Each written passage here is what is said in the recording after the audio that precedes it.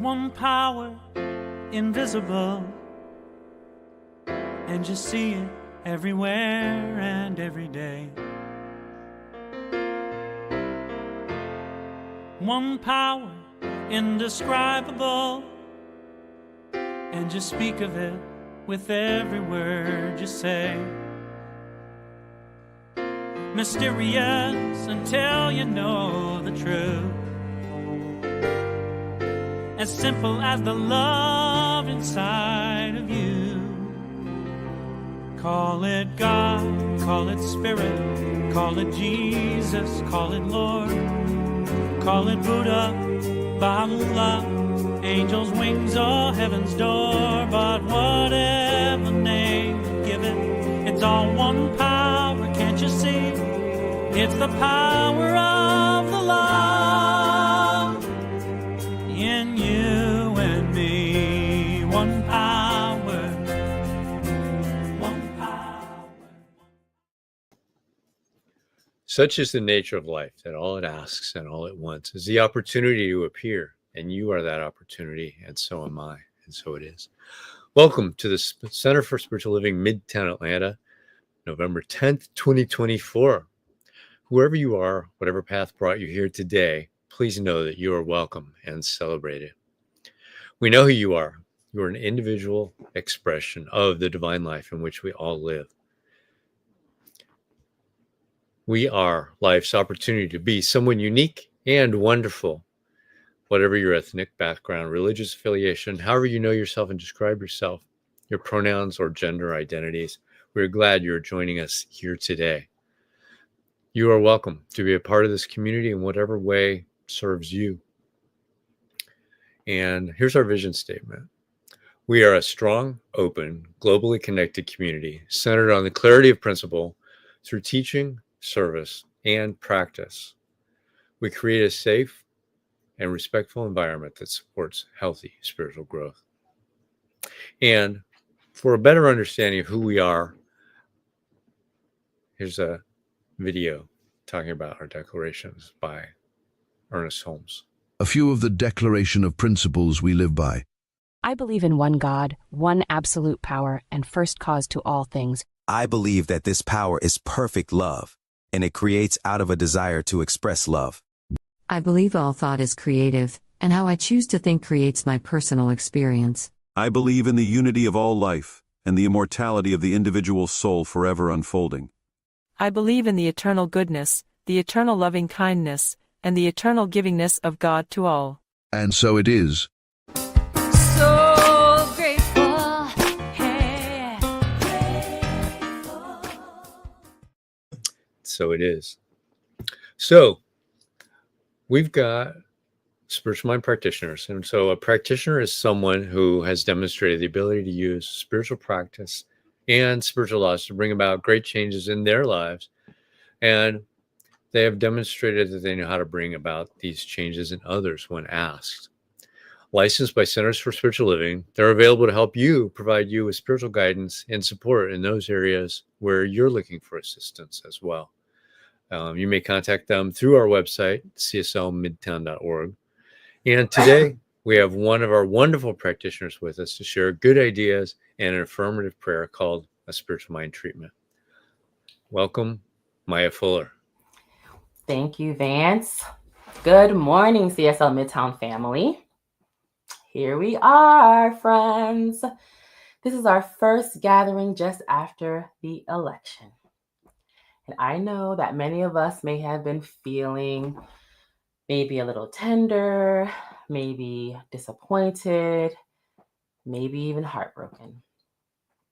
So what now? Where do we go from here?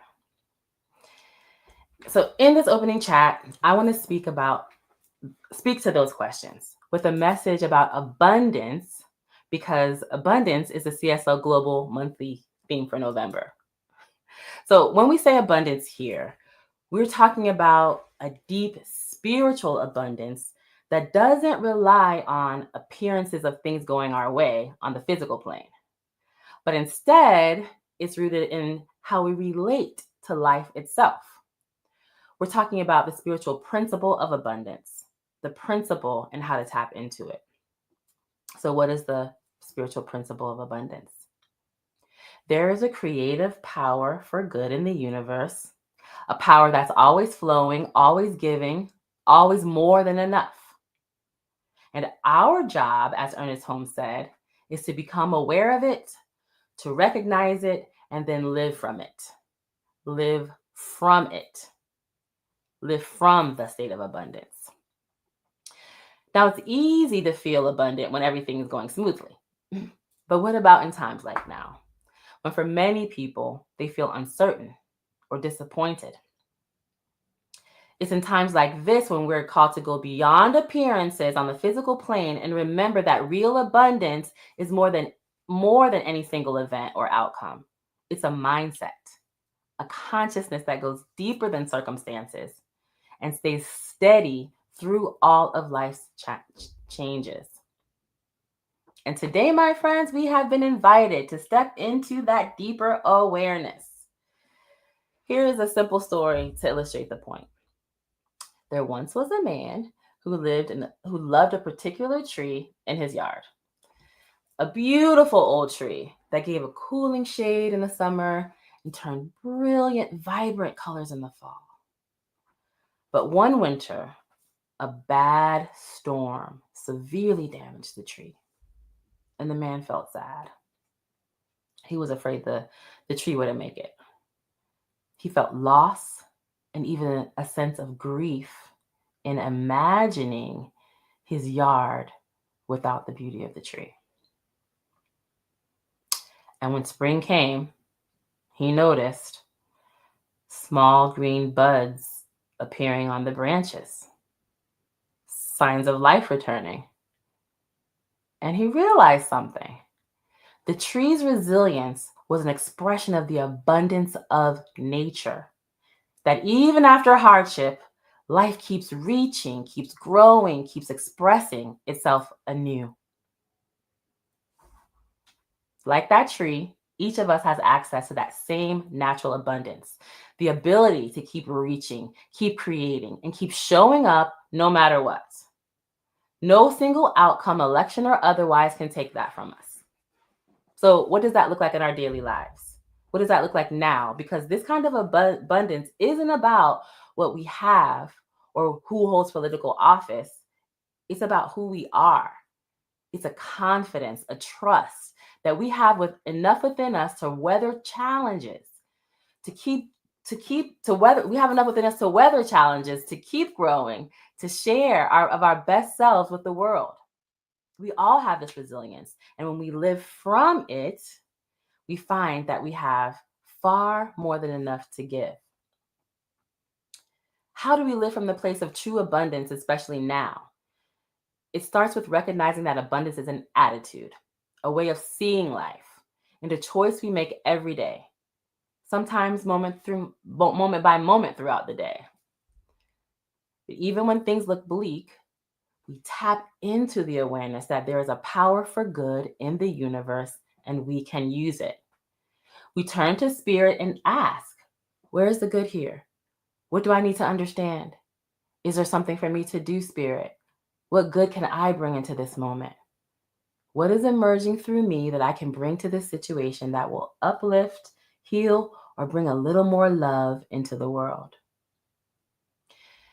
Staying tapped into that wellspring of abundance through the spirit that lives and moves and has its being within each one of us, that's how we tap into the divine flow of abundance. By staying committed to living spiritually based lives generously with an open heart, staying connected to our highest God self, staying open to what's possible. That's how we stay tapped into the abundant flow of life for ourselves and for one another. And tapping into the law of abundance with the good old principle of giving and receiving, in the Gospel of Luke, it says, give and it will be given unto you. A good measure, pressed down, shaken together, and running over, will be poured into your lap. What a beautiful image that is. Life is always giving, but it's up to us to receive, even when things seem bleak. When we live life with an open heart, a giving heart, we create more than we could ever have achieved by holding back. So, while we might feel disappointed, let's remember this. Life goes on, and it's up to us to make our lives an expression of abundance. Right here, right now, we can choose to stay open to the good, to share compassion, and to give freely of ourselves in ways that make a difference. We don't have to wait for circumstances to change. We can choose this today. So no matter who we voted for, as we go forward from today, let's continue to be people who trust in the abundant good of the universe, which is everywhere present at all times. Let's be even more generous with our words, with our kindness, with our willingness to serve and to love. And as we do, we'll find that the abundance we seek is already here, waiting to be expressed through us. When we stand in this truth, we discover that there's really more than enough for each of us, and more than enough to go around. So let's move forward from here, ready, willing, and active in bringing that abundant good into the world, one choice, one act of love, one thought at a time. And so it is. And as our beloved Reverend Raymond would say, breathe. Let's take a deep breath together, breathing in all the possibilities of this moment. And as we breathe out, we let go of anything that does not serve us. We take a moment together to recognize this incredible power and presence that flows in, around, and through each of us. There is one source of all life, all creativity, and all abundance. This presence is God, Spirit, the divine. Whatever name we choose, it's that limitless source of good that fills every corner of existence. And right here, right now, I know that the same presence is alive within me, within each one of us. We are connected to this divine flow of abundance, and it moves through us as peace, joy, and a boundless potential. I let this truth sink in. I'm not separate from the abundance of life. I'm part of it. Spirit's endless supply flows freely to me and through me, guiding my steps and inspiring me to live fully and openly. Right now, I choose to release any old stories of not enough or going it alone.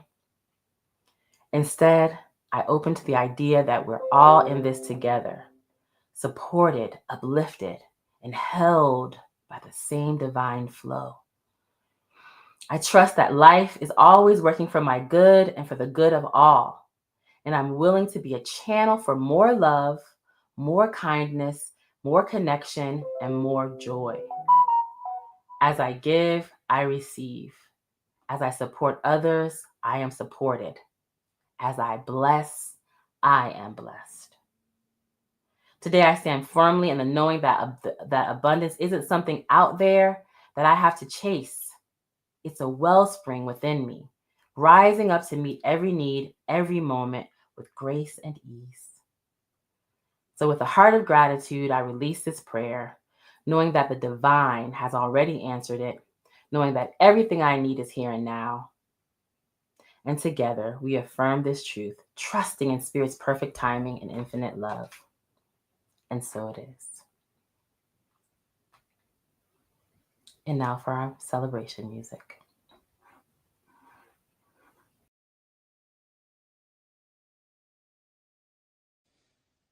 Bring it on. Everything new,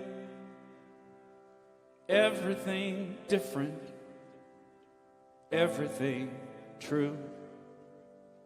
I am ready for my next thing to do. Oh, I know it's gonna be everything new. I'm through crying, I'm through waiting,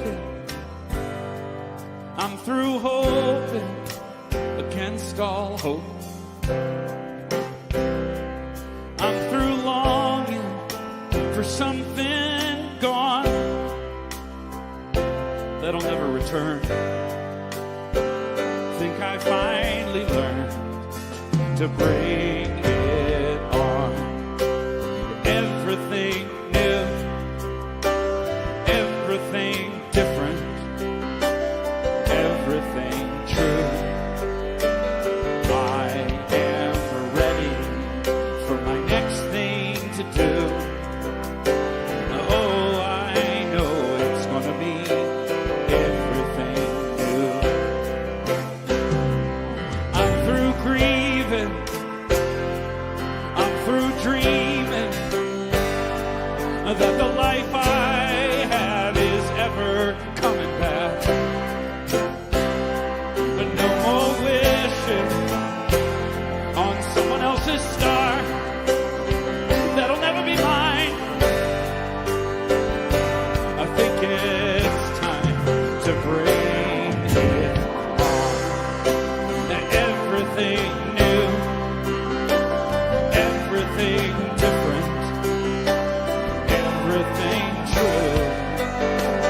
I am ready for my next thing to do.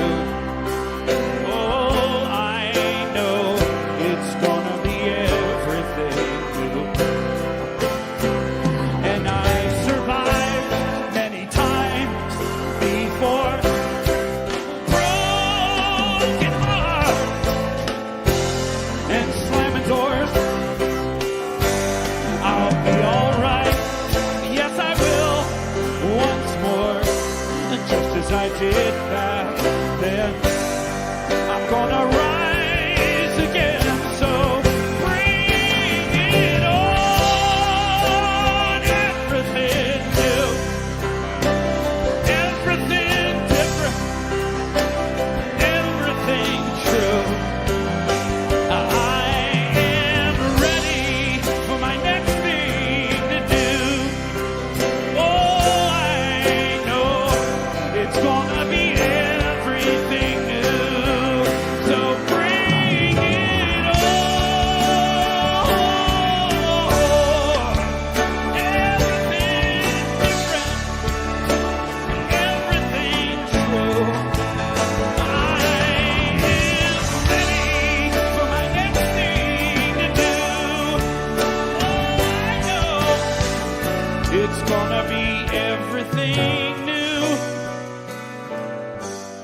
I know it's gonna be everything new.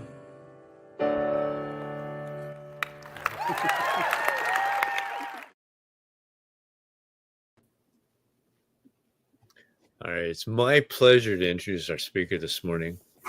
Reverend Dr. Ron Fox has been a motivational speaker and workshop facilitator for over 25 years. He's had a long and successful career as a human resources executive, working for such companies as General Foods, GlaxoSmithKline, Unum, and Mattel Toys. Ron has also operated a successful search firm in Southern California. He's also an ordained minister with the Centers for Spiritual Living. He's a gifted speaker and a published author. His inspirational style, coupled with a keen sense of humor, makes him a favorite with audiences everywhere he's spoken. In 2018, the Centers for Spiritual Living honored him by designating him a Doctor of Divinity. And in 2019, he was awarded the Meritorious Minister Award for his outstanding service. He resides in Port St. John, Florida, with his wife, Becky, who's an artist designer as well as a CSL Practitioner Emeritus. Welcome, Reverend Ron. Thank you. Thank you. It's really great seeing and speaking here. So my title today, I think it's a kind of a good, I wrote this actually before the election, but it's a good title. It's Embracing Change. And I want to look at change from several different aspects. You know, the reality is, instead of fearing change, what we need to do is try to figure out how we can use it. Because every loss, every difficulty is an opportunity to grow if we're open to it. You know, life doesn't stay the same. And security isn't secure. The risks that we don't take today are the regrets that we have tomorrow. And I say that because researchers, when they've worked with people on their deathbeds, most people don't regret what they did. They regret what they didn't do. So I want to read you a quote from a fellow named James Robinson. And he wrote, "Greatness in the last analysis is largely bravery, courage in escaping from old ideas and standards and respectable ways of doing things." In short, he's telling us to get out of our comfort zones. And we all know that life doesn't always work out the way we'd like it to. So about a year or a year and a half ago, Becky and I went to a local theater to see the play Into the Woods. So now at the end of the first act, Cinderella marries the prince, Red Riding Hood escapes from the wolf, and Jack slays the dragon and comes back down. In the second act, we're reminded people don't always live happily ever after. The prince cheats on Cinderella and he tells her, "I was raised to be charming, not faithful." The giant's wife comes after Jack, and a few other people die and live unhappily. And the message is sometimes life can hurt. And the question for us is, how do we handle it when our dreams don't come true? Do we define ourselves by our dreams or by our disappointments? And where do we find the courage to go on when life doesn't give us what we want? You know, Christopher Reeve, many of you will remember him. He played Superman, and then he was injured in a horse jumping accident, and he was paralyzed. And at some point, he wanted to commit suicide. And his wife said to him, "Chris, don't let this define you. You know, the truth is that you and I are more than anything that can ever happen to us." So I want to share with you something that I read a few years ago. This is a college professor on the first day of her class said to her students, "I want to get to know you all better. So your assignment is, I want each of you to write 2 one-page essays and return them to me. And here are the topics she told the class to write on." Here's the first one. "Everything I've ever done has led me to where I find myself today." And the second topic is, "It is only after many surprises and choices, detours and disappointments that I have arrived at somewhere I could never have anticipated." And I have to tell you, every time I think of that last one, I think of my dad, because my dad and I were really close.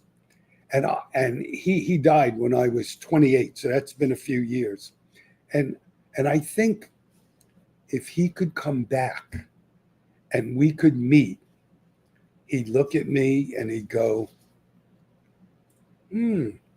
long hair, hey? Is that an earring? And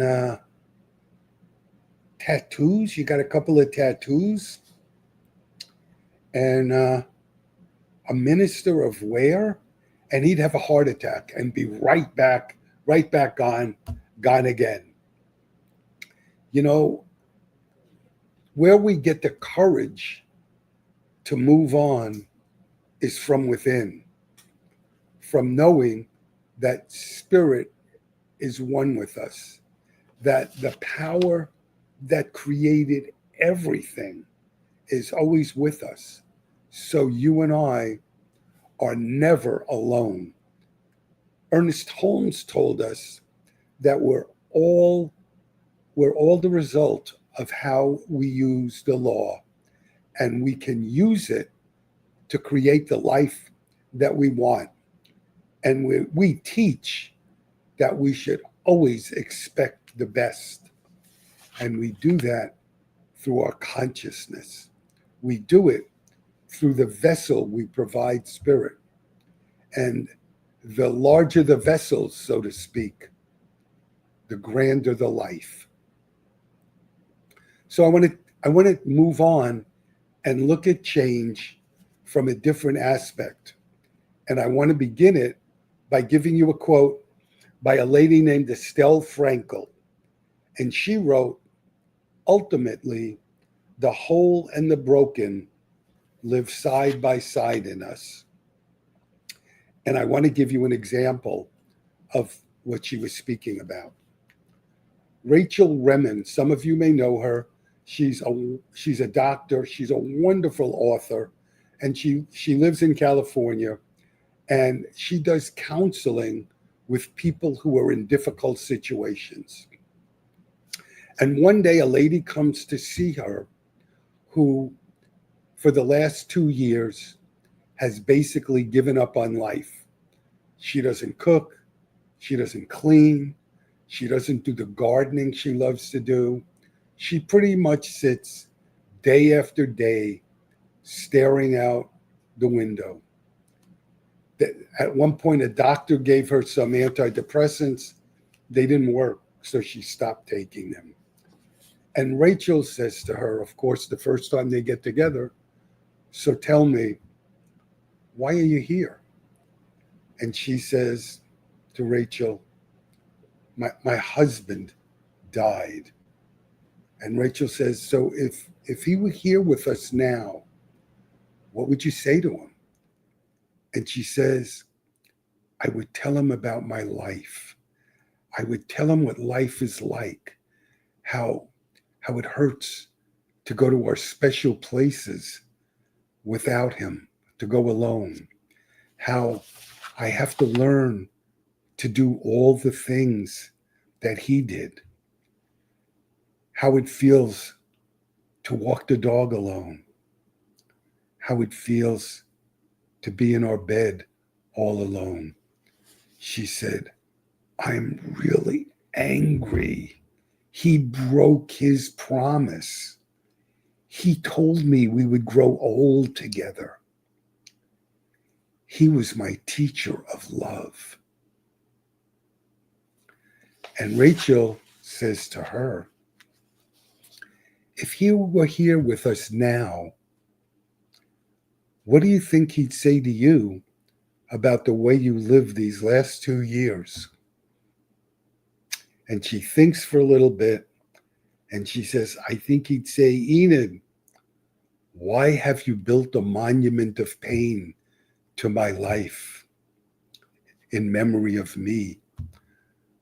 My life was all about love." And Enid looks at Rachel and says, "Perhaps there's a better way I can remember him." I read this on Facebook a few weeks ago. It's kind of a definition of grief, and I really resonate with it. Grief never ends, but it changes. It's a passage, not a place to stay. Grief is not a sign of weakness or a lack of faith. It's the price of love. Every loss demands that we choose again. We need to grieve because that's how we heal. You let go of the things that are gone and you mourn for them, and then you rebuild again. So I want to one more time, I want to look at change and loss, and this is a different kind. So years ago, a minister friend was chatting with me, and she said, I thought, Ron, that we ministers, we speak on a lot of different topics, but each of us has a few topics that are in our heart and that really resonate with us. And we speak on those topics over and over again in different ways. And the more I thought about what she said, the more I thought, wow, she's really on to something. And I thought, so what are mine? And I thought, well, my topics that I really come back to are living your dreams, creating the life you want, continuing to grow, finding your purpose in life, and living it with passion. So a few years ago, Becky and I were out at a cafe having coffee with one of my congregants. And she was somebody we were close to. And she turns to me and she says, would you like some feedback? And as soon as she said it, I knew this is not going to be good feedback. And I said to her, of course.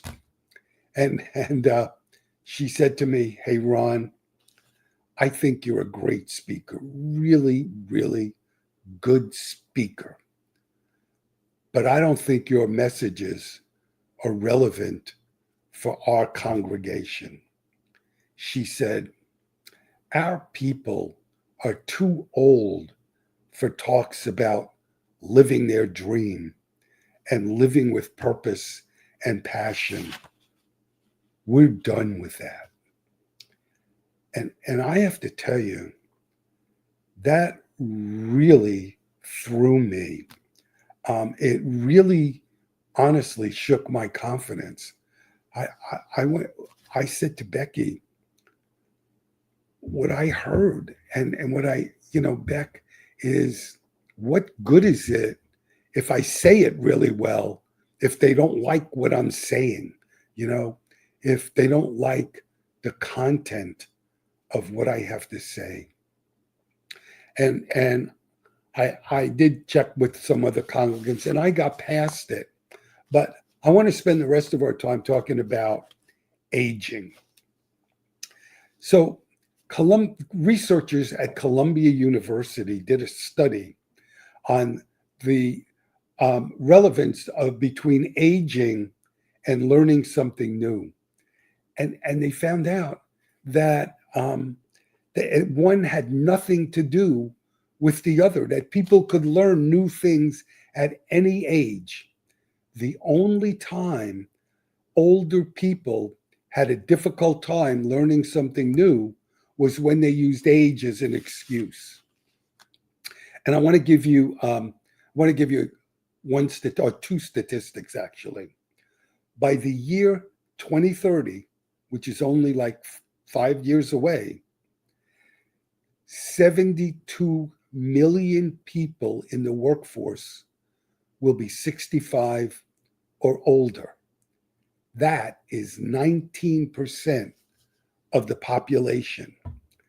So the idea that life goes downhill after a certain age is no longer true, because we're all living longer. And so if you believe that life stops after a certain age, you might be living a lot of empty years. And so let me give you an example of what I'm talking about. So years ago, I lived in Southern California, and one of my work friends was a guy named Scott. And let me tell you about Scott. Scott was about 10 years younger than I was. He was tall. He was good looking. He was single. He was athletic. He had a really good job, and he lived in a really nice home. So Scott had what we would consider everything going for him. And one day I was out with another friend, And he said to me, "Hey, did you hear about Scott?" And I said, "No, what?" And he said, "Scott is moving to Cleveland." I want to tell you, I, in my adult life, or I guess my whole life, have lived in 8 states. And I don't have anything against Ohio. I've been to Ohio. But I will say to you that of the 8 states, Becky and I like living in Florida. But for me, nothing compared to living in Southern California. So to hear that somebody was moving from Southern California to Cleveland was shocking. So when I got home, I called up Scott. And as soon as he heard my voice, he said, "Oh my God, I am so sorry. I have wanted to talk to you and been meaning to talk to you, but I'm so busy."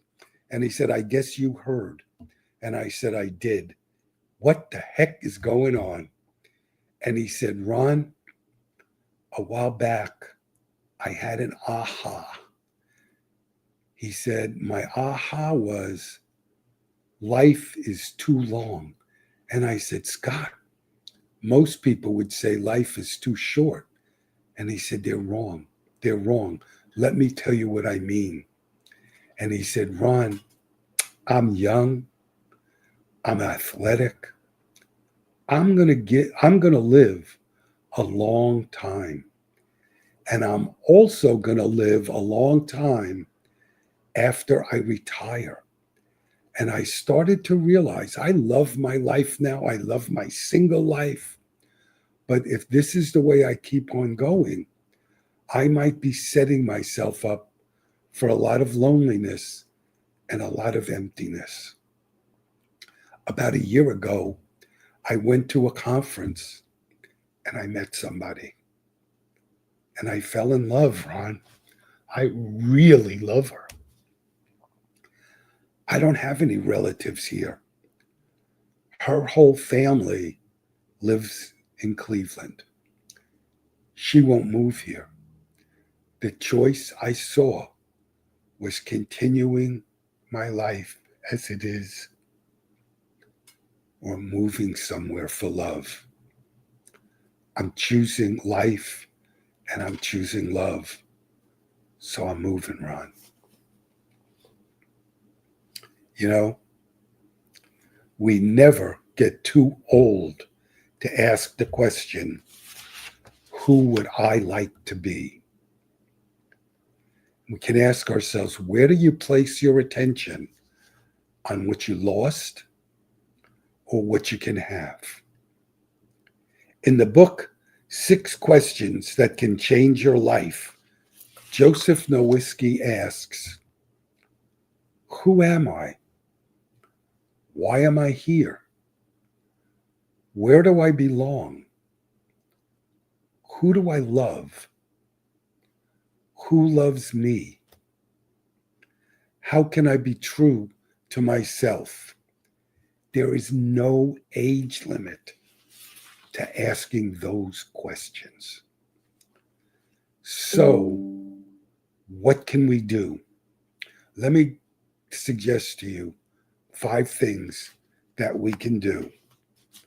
One is we can step out of our comfort zone. And I'm not suggesting that anybody change their entire life and turn it upside down. What I am suggesting is you can try something new, do something a little different, do something maybe that you've always wanted to do, but you haven't had the opportunity to do yet. You know, like I said before, you don't want to be on your deathbed and regret what you didn't do. Something else, and also, if you don't step out of your comfort zone, you don't ever learn anything new. You don't have a chance to grow. Second thing we can do is we can get committed. We can develop a vision for our life and write it down. You know, Becky and I did that a couple of years ago. We created a vision for our life together.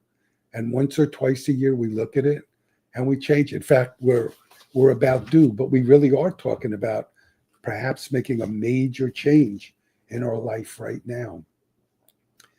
A third thing we can do is we can change how we look at things. What if we saw aging not as the end, but as the beginning of something new with all its challenges and all its rewards? We can treat ourselves with compassion. You know, my body and me ain't the same as when I was 25. We can take those changes as they come, and we can accept them, live with them, and then see what's next and what's new. And lastly, we can hang out with like-minded people. I think that's so important, to be with people who think the way we do, who act the way we do, who believe what we believe. And I want to close with a piece that, when I looked this up, it had 3 different titles and 3 different authors. So I'll just go with the first one, a lady named Veronica Robinson, and the title is Barely the Day Started. Barely the day started, and already it's 6 p.m. Barely arrived on Monday, and it's already Friday. And the month is already over, and the year is almost over, and already 40, 50, 60 years of our lives have passed. And we realized that we lost our parents, friends, and we realized it's too late to go back. So let's try, despite everything, to enjoy the remaining time. Let's keep looking for activities we like. Let's put some color in our gray. Let's smile at the little things in life that put balm in our hearts. And despite everything, we must continue to enjoy with serenity this time we have left. Let's try to eliminate the afters. I'm doing it after. I'll say after. I'll think about it after. We leave everything for later, like laughter is ours, because what we don't understand is afterwards, the coffee gets cold. Afterwards, priorities change. Afterwards, the charm is broken. Afterwards, health passes. Afterwards, the kids grow up. Afterwards, parents get old. Afterwards, promises are forgotten. Afterwards, the day becomes night. Afterwards, life ends, and then it's often too late. So let's leave nothing for later, because still waiting for see you later, we can lose the best moments, the best experiences, the best friends, the best family. The day is today. The moment is now. God bless you. Thank you for the invitation, and we'll see you in a little bit. Thank you, Dr. Ron. What an awesome talk this morning. And that last part was pretty powerful. Things to think about, definitely. And now is opportunity to share our blessings. So you can donate at cslmidtown.org/donate. Click on the QR code. Either of those work. Whether you're an ongoing contributor or to a one-time donation, all of those you can do on that system. Now, if you would say with me our affirmation of prosperity. I live in a universe of abundance. As I freely and joyfully give, I join in the divine flow. And all that I share with life returns to me multiplied abundantly. And so it is. So we've got a few announcements. We've got progress. We had a board meeting this past week, and where we're going, we are sustaining. It's a month called Abundance. And next week, we have our very own Reverend Cynthia Paulson coming to speak. And that should be a very fun time online. Also, we are sustaining. looking to grow. What that means, what that looks like, we have to define it. Define that for yourself, define that for us. So starting the beginning of next year sometime, we're going to set up a time for everybody to come together and work on this co-creation process. So what does CSL Midtown mean to you? What does it mean to each one of us individually? What does it mean to us collectively? And we are working toward that. We definitely, a lot of us enjoy these variety of speakers that we get, like Reverend Ron. And we appreciate that. And there's a lot of growth in that because we're getting lots of different perspectives, which is very beneficial. You can join us online now on the Zoom with Reverend Ron Fox for a discussion on what he talked about. So we have that every week. Also at 10 a.m., if you want to go into more of what Science of Mind is, there's this discussion group on the Zoom channel. You can get there by going to cslmidtown.org, scroll to the very bottom, click on the Zoom link, use the passcode to get into the meeting, and you'll be there. And that's it. So let's do our affirmation of life. I leave this place now knowing something better than I knew before. I go forth into the world with a heart full of love and a mind full of good sense. I look at the world in a greater way, knowing that I have within me everything I need to create the life I desire. I give thanks for this understanding, and I am grateful for the spirit of life that lives through me. And so it is. Thanks, everybody. And we'll see you next week, or we'll see you on Zoom.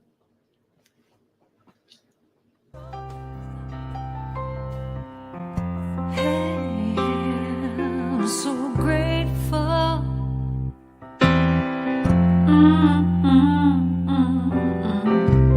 I'm so grateful. I'm so grateful. I'm so grateful for all that I have. I'm so grateful. I'm so grateful. I'm so grateful for all that I have. Hey! Oh yeah. Grateful. I just say I am so grateful every day for all I have. Every day. I'm so grateful. I'm so grateful. I'm so grateful for all I have. Every day I say it. Grateful. How I'm grateful. Every day. Oh yeah. I am so grateful. Oh yeah. I'm so grateful. 'Cause I accept and I receive. I am so grateful. Oh yes, I am. I am. I am so grateful. Hey, grateful. I just count my blessings. Grateful. I just count my blessings. There is a power for good in the universe greater than you are, and you